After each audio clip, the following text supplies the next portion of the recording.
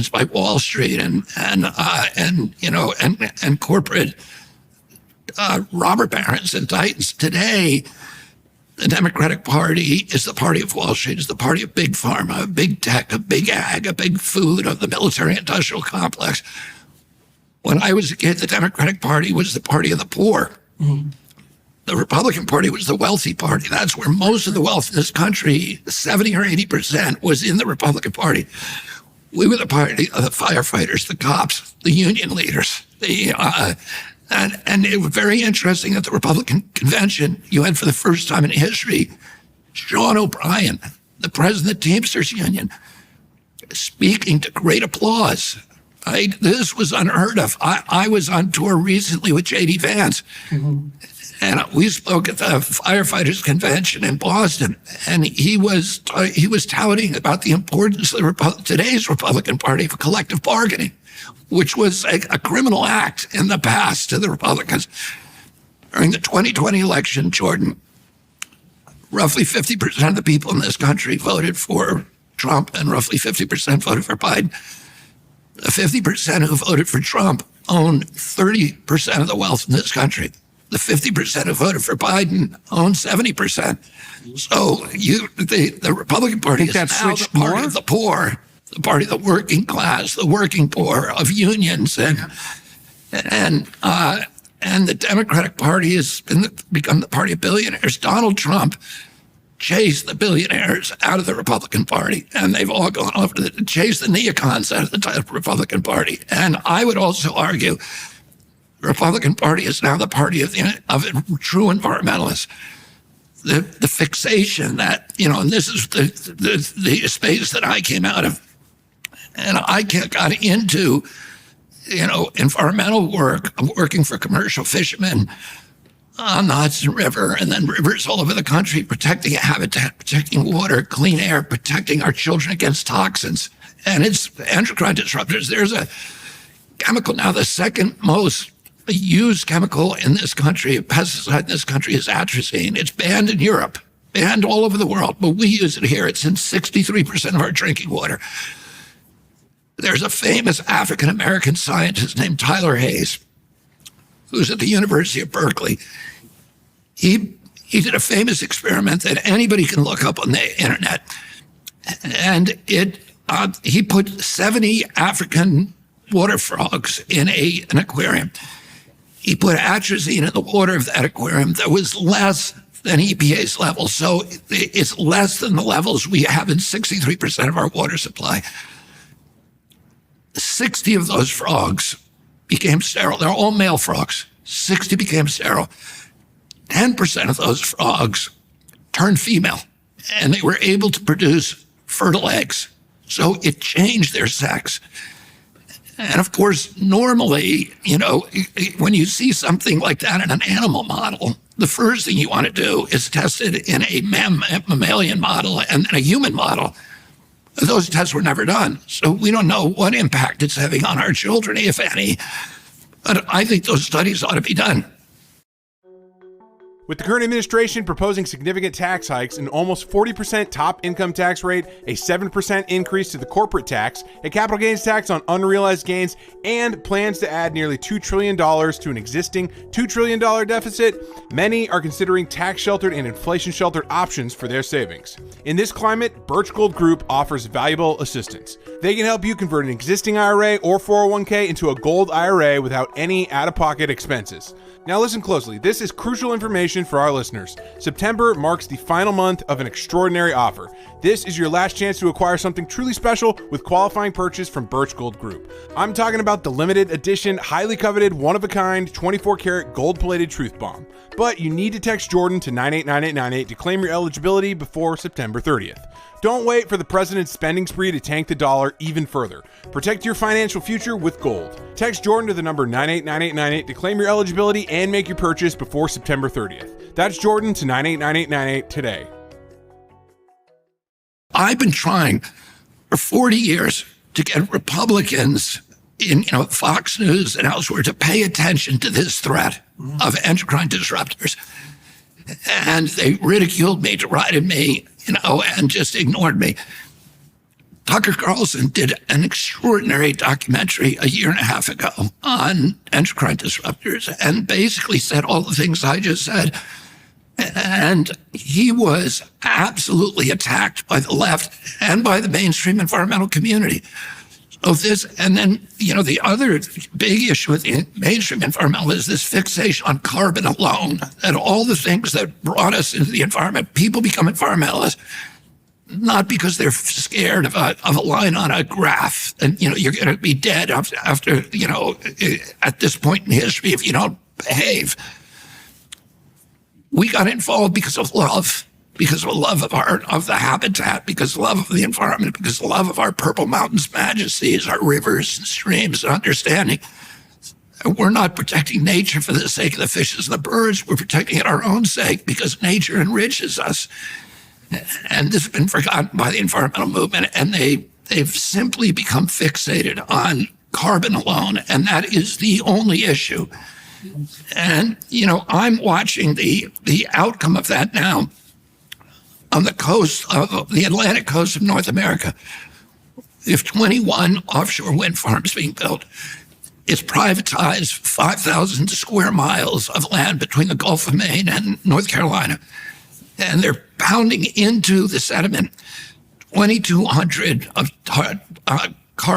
turbines. The turbines are unspeakably large. Just the blades on those turbines are 1,000 feet long. They're bigger than the Eiffel Tower. They're all made in China. And when they explode, which one did off in Nantucket a month ago, they put shards into the water so you can't swim without getting cut. You can't go to the beaches in Nantucket because of the shards on them. But they're killing the whale. The nymphs of National Marine Fisheries have warned that the turbines are going to cause the collapse of the cod fishery because they're in the spawning grounds. No, the environmental movement doesn't care. They built these, and they are destroying the whale populations, and everybody knows it. In 2 years, we've had, on average, there was about 4 groundings a year. We've had 109 whale deaths, unexplained. Over the past 2 years alone, since 2016, we've been averaging 16 to 20 a year, and these are right whales. Right whales, there's only 368 left in the world, only 70 fertile females. Minke whales, humpback whales, and other large whale species, and they're being exterminated. And everybody's pretending it's not the wind farms, but there's no other explanation. There's been no other changes. And the federal environmental agencies that regulate this also regulate oil production in the Gulf of Mexico. The rule is that if there's a single whale death within 50 miles of an operation, everything comes to a halt till it's explained. They've waived that rule, and they've refused to investigate the deaths. They refuse to do proper necropsies of the dead whales to keep us in the dark about what's actually causing this, but everybody knows what's causing it. And the big environmental groups, the inside the Beltway groups, including my group that I love, which is NRDC, but Sierra Club and Greenpeace, they're all pretending it's not happening. You have the small environmental groups on the coastline, the 17, these little environmental groups that are going crazy, protesting and demanding investigations, but they have been excluded now from the process. And then you're seeing the same, all of these wind farms are all being built by foreign companies, right? Nobody would build a wind farm, an offshore wind. I'm very much in favor of onshore wind. I built onshore wind. My brother's in that business.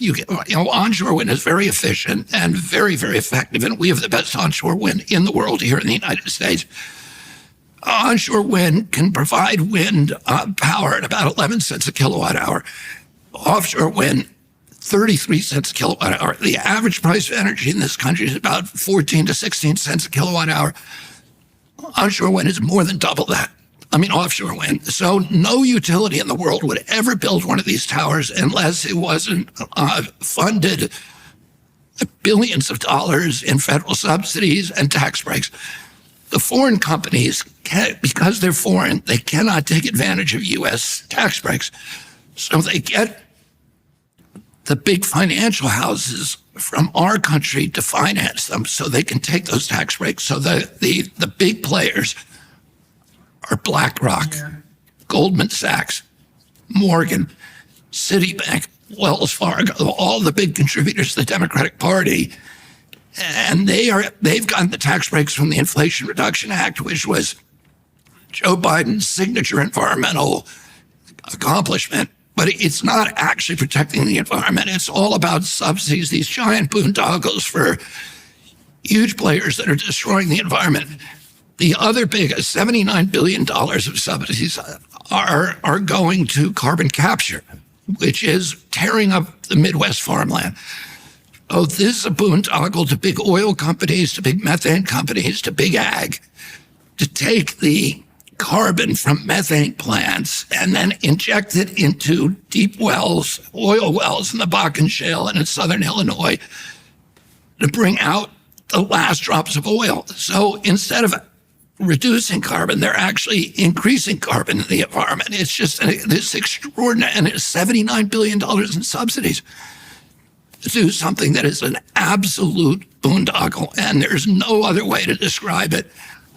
I'll tell you one other thing. There's one of the byproducts of carbon capture is sulfur, is sulfuric acid, which the Woods Hole Marine Institute now has a contract to dump 2 million metric tons of this material, which it destroys any form of life. It actually destroys your genes and destroys it at the cellular level. They dump it into the ocean off in Nantucket. And you know, it's part of this process, and they're all going along with it because they've all been paid off. And it really is it's sickening, it's criminal. And it's, you know, and that is somehow, as I said, there's been this huge inversion where the Republicans are opposing that. Republicans are focused on protecting the environment, protecting habitat, protecting our children from these toxic chemicals. And the Democratic Party and the associated environmental groups have forgotten about that mission. So you pointed to this inversion. You described the failure on the Democrat side to continue standing for peace. You're very skeptical about the environmental movement in relationship to Democrat policies. You talked about free speech. I'm curious how that inversion played out as well in your more personal experience while you were running for president. Because the last time we talked, you were more or less embarking on your campaign. And so I presume that you... As a Democrat. Yes, as a Democrat. And so I presume that, and I know for a fact that you had all sorts of misadventures, let's say, on the campaign route. So I'm curious what you encountered, practically speaking, in terms of impediments to your campaign, because you were, as we all know, you were trying to rehabilitate the Democrats, to pull them to the center, to put yourself forward as a credible candidate.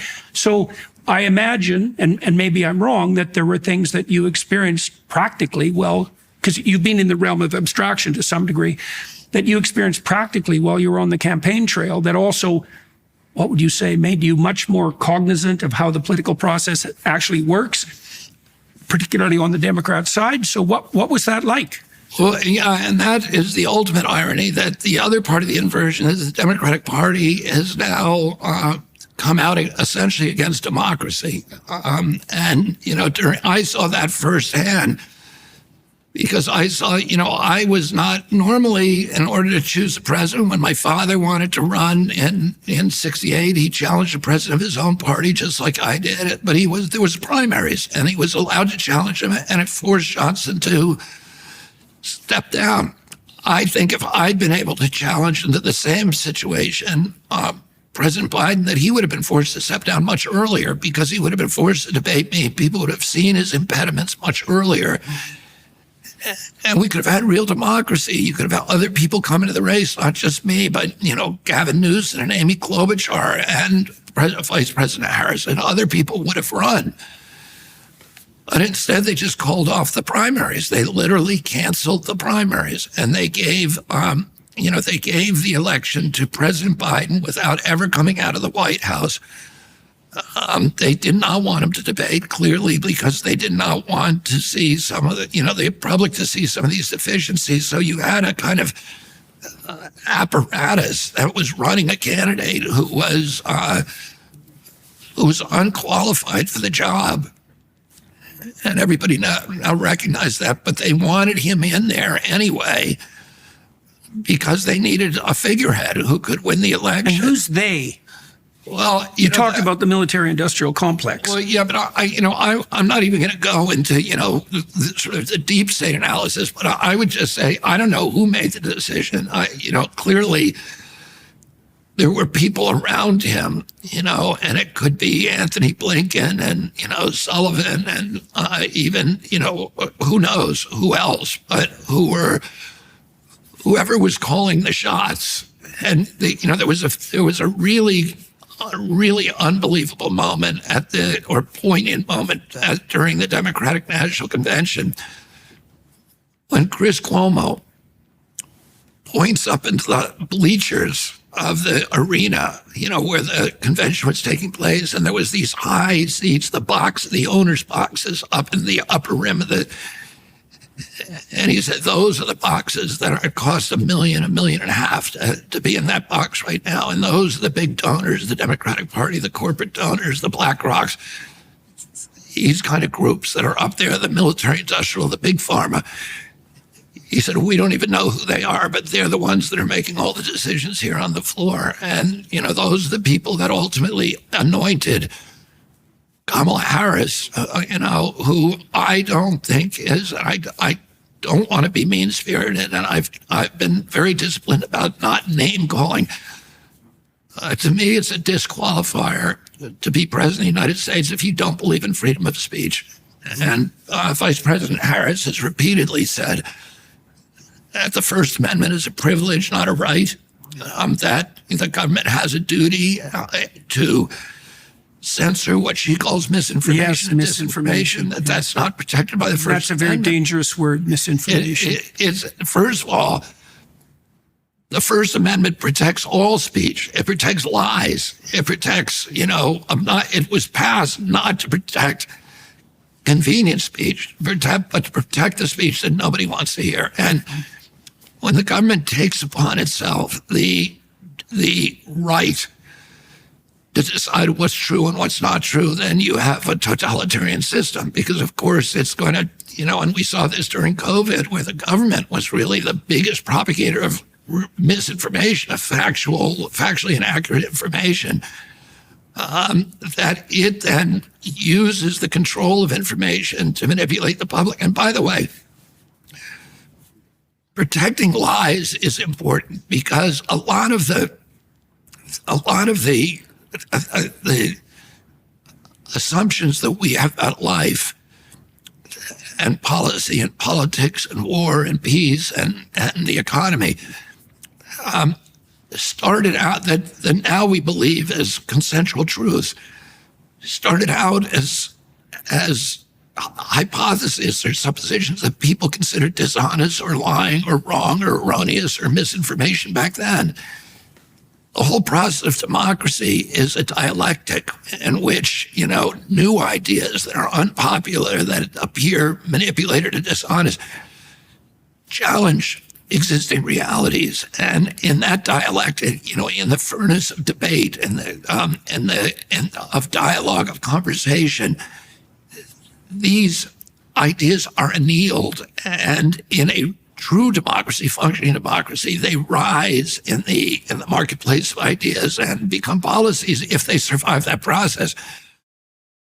Going online without ExpressVPN is like forgetting to mute yourself on a Zoom meeting. Do you really want everyone to hear your unguarded opinions? Imagine scrolling through your favorite websites, blissfully unaware that your every click is being monitored. It's not just big tech. Your internet service provider sees it all. And in the US, they can legally